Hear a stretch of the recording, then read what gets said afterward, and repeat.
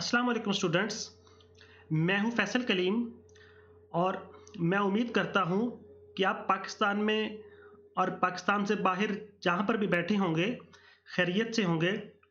आज हम डेटाबेस को समझने की कोशिश करते हैं और इसकी हम आज 7 डेफिनेशंस देखेंगे और 7 डेफिनेशंस के थ्रू हम डेटाबेस को समझने की कोशिश करते हैं। तो चलते हैं हम अपनी फर्स्ट डेफिनेशन की तरफ। डेटाबेस की फर्स्ट डेफिनेशन तो ये आपके सामने है। देखें, a shared collection of logically related data design to meet the information needs of a multiple user in an organisation. इसकी सिंपल वर्ड्स में हम इसको इस तरह लेंगे कि एक ऑर्गेनाइजेशन में एक ऑर्गेनाइजेशन के जो एम्प्लॉइज हैं या मेंबर्स हैं, उनकी जो इंफॉर्मेशन नीड्स हैं उसको फुलफिल करने के लिए जो डाटा कलेक्शन है उसको हम डेटाबेस का नाम देते हैं। मैं उसको रिपीट कर रहा हूँ कि एक ऑर्गेनाइजेशन के अंदर जो एम्प्लॉइज हैं या मेंबर्स हैं ऑर्गेनाइजेशन के, उनकी इंफॉर्मेशन नीड्स को फुलफिल करने के लिए जो एक लॉजिकल डाटा कलेक्शन का सेट है, ठीक है, उसको हम डेटाबेस का नाम देते हैं। ये हमारे पास हो गई फर्स्ट डेफिनेशन। ठीक है, अब हम चलते हैं सेकंड डेफिनेशन की तरफ कि डेटाबेस एक डाटा की कलेक्शन भी हो सकता है, एक नंबर्स का कलेक्शन भी हो सकता है, आपके पास बहुत सारे कोड्स हैं। ठीक है, आपकी प्रोडक्ट है, एक ऑर्गेनाइजेशन है या एक कंपनी जो अपनी प्रोडक्ट सेल कर रही है, वो अपने कोड्स का एक डेटाबेस बना सकती है। ठीक है, और एक आप अपने कस्टमर इंफॉर्मेशन की भी आप डिटेल्स को इकट्ठा कर सकते हैं, वो एक डाटा कलेक्शन आप उसकी एक बना सकते हैं, उसको हम डाटा बेस का नाम देंगे। ठीक है, अब अदर एग्जांपल्स में आ जाते हैं हम। ठीक है, अब ये देखें, कस्टमर का एड्रेस, आप अपने कस्टमर के एड्रेस का एक डाटाबेस बना सकते हैं। आप अपने कस्टमर के एड्रेस की डिटेल्स को इकट्ठी करेंगे, ठीक है, उनको आप ऑर्गेनाइज करेंगे तो वो आपके पास एक डाटाबेस बन जाएगा। या आप एक स्कूल में और आप स्टूडेंट इंफॉर्मेशन को इकट्ठी करके उनको कलेक्ट करके आप एक डाटाबेस बना देते हैं। ठीक है, या आप अपने ऑर्गेनाइजेशन की एम्प्लॉइज डिटेल को इकट्ठा करके एक डाटा कलेक्शन बना देते हैं, वो भी एक डाटाबेस कराएगा। ठीक है, इस तरह हॉस्पिटल स्टाफ डिटेल्स को आप ले लेते हैं, उनको आप इकट्ठा करके एक कलेक्शन बना लेते हैं उनकी, ठीक है, स्टाफ डिटेल्स की, उसको भी हम डाटाबेस कहेंगे। इस तरह डिफरेंट स्कूल्स हैं, एक सिटी में डिफरेंट स्कूल्स है, एक कंट्री में, एक प्रोविंस में। ठीक है, तो ये प्रोविंस की बेस पे भी डाटाबेस बन सकता है, सिटी की बेस पे भी बन सकता है, ठीक है, और कंट्री की बेस पे भी बन सकता है, वर्ल्ड की बेस पे भी बन सकता है। डिपेंड्स करता है कि आपकी रिक्वायरमेंट क्या है या आपका जो गोल क्या है। ठीक है, इसी तरह आपका हॉस्पिटल्स का आप एक डाटाबेस बना सकते हैं। ठीक है, तो ये आपके पास सब डाटाबेस की एग्जांपल्स हैं। ठीक है, अब हम चलते हैं थर्ड डेफिनेशन की तरफ। अ data structure that stores Meta data.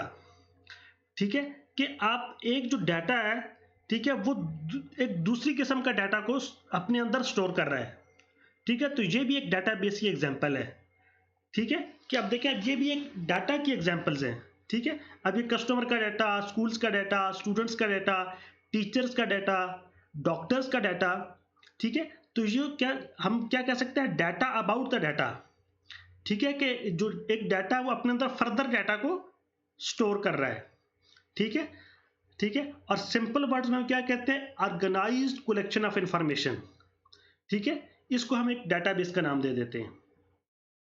ठीक है, अब हम चलते हैं अपनी फोर्थ डेफिनेशन की तरफ।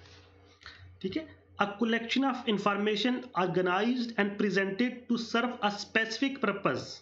ठीक है, आप एक स्पेसिफिक पर्पस को फुलफिल करने के लिए आप इंफॉर्मेशन ऑर्गेनाइज और प्रेजेंट कर रहे हैं, इसको डाटाबेस कहते हैं।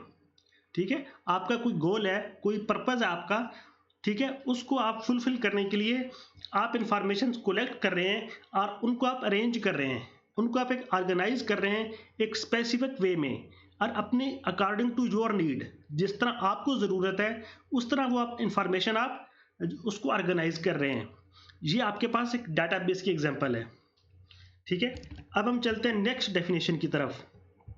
ठीक है, क्या हो सकती है? An organised collection of information in computerised form.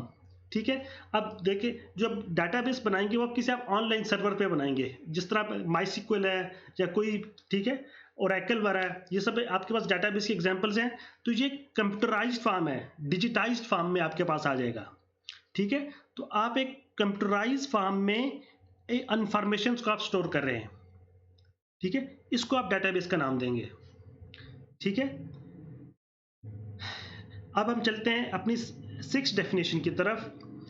जो नेक्स्ट डेफिनेशन है वो ये है कि a collection of related information about a subject organised in a useful manner that provides a base or foundations for procedures such as retrieving information, drawing conclusions and making decisions। ठीक है, कि आप एक स्पेसिफिक एक subject के about आप एक information को आप ऑर्गेनाइज कर रहे हैं। ठीक है, एक यूजफुल मैनर में। ठीक है, अकॉर्डिंग टू योर नीड। ठीक है, और फिर उसका क्या होगा, अब ये जो इंफॉर्मेशन जब आप ऑर्गेनाइज कर लेंगे, जब आप इंफॉर्मेशन आप उसको आप कलेक्ट कर लेंगे, उसको आप ऑर्गेनाइज कर लेंगे, तो वो क्या किसकी बेस होगा, आप उस इंफॉर्मेशन की बेस पे आप कोई भी इंफॉर्मेशन एक्सट्रैक्ट कर सकते हैं। ठीक है, आप कंक्लूजन ड्रा कर सकते हैं। ठीक है, वो जो इंफॉर्मेशन आपके पास गिवन होगी उसकी बेस पे आप डिसीजंस ले सकते हैं।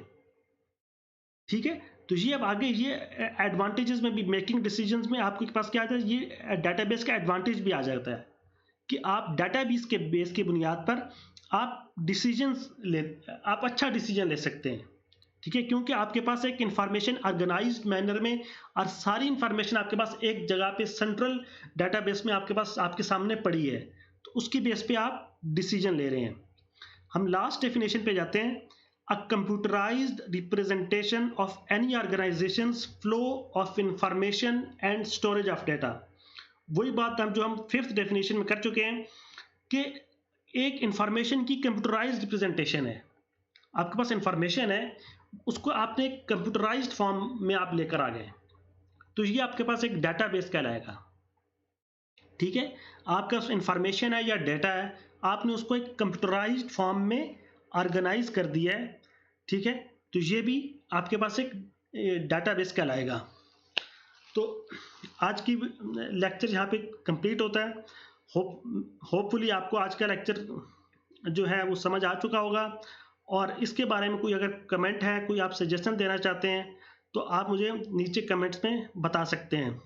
इंशाल्लाह आपसे नेक्स्ट वीडियो में मुलाकात होगी। तब तक के लिए अल्लाह हाफिज़, और मज़ीद वीडियोस के लिए आप मेरा चैनल सब्सक्राइब करें। अल्लाह हाफिज़, थैंक यू।